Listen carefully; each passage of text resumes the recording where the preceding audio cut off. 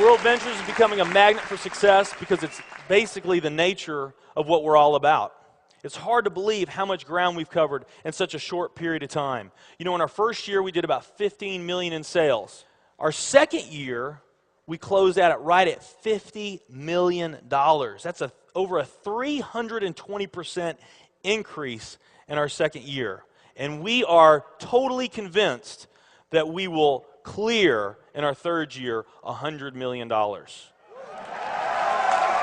And I'll tell you what's going to happen much faster than you might imagine is that we're going to become a $1 billion company. And some of you, especially the people newer to our company, you might find that hard to believe, or you think, you know, it's pretty outrageous goal. If you've really taken the time and you've studied companies that have achieved that level of success, what you found is that it's rare that a company that invents a brand new product or introduces into a brand new product segment has that type of success. What's more common, where you see these companies that achieve this mega success, it's companies that enter an industry that's already very, very large, also very competitive. They do something just a little bit different, and they carve out a small little piece of a really big pie, and with that small little piece, they become over $1 billion a year company.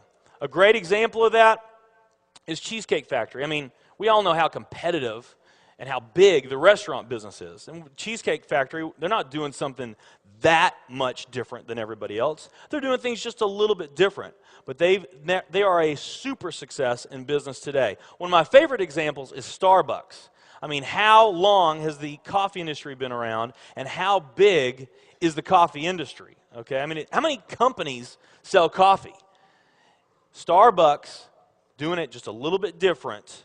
They carved out their piece, and now they're a multi-billion-dollar company. And I got a little demonstration that I want to show you that I think is kind of fun.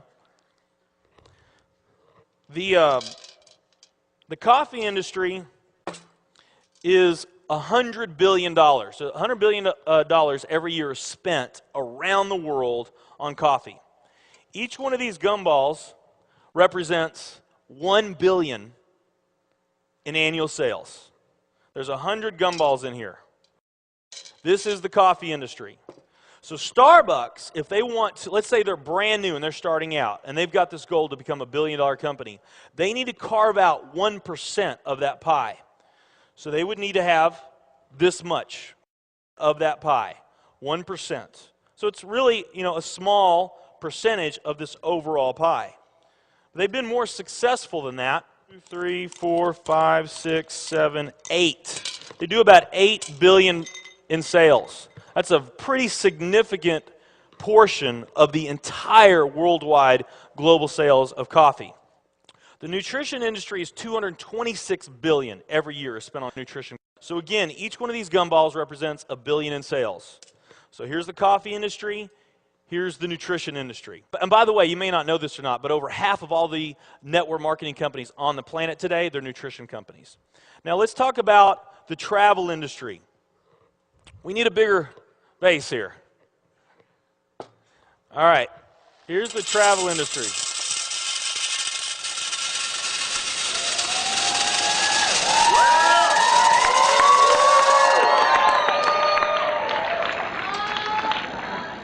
It's pretty impressive, right? Well, it doesn't stop there.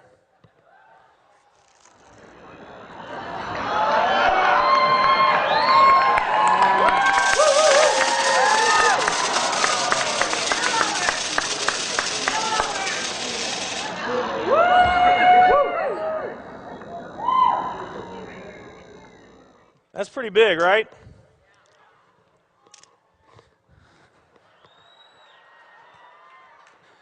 There's more.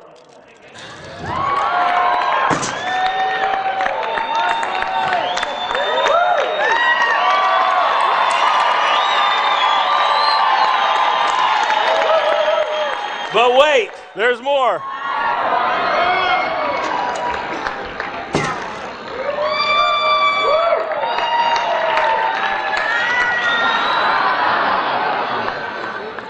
And one more.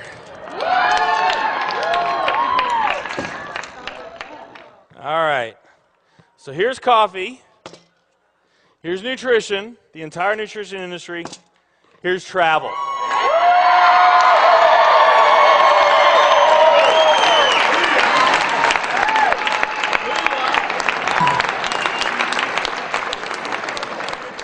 Travel industry is $7 trillion every year spent on travel.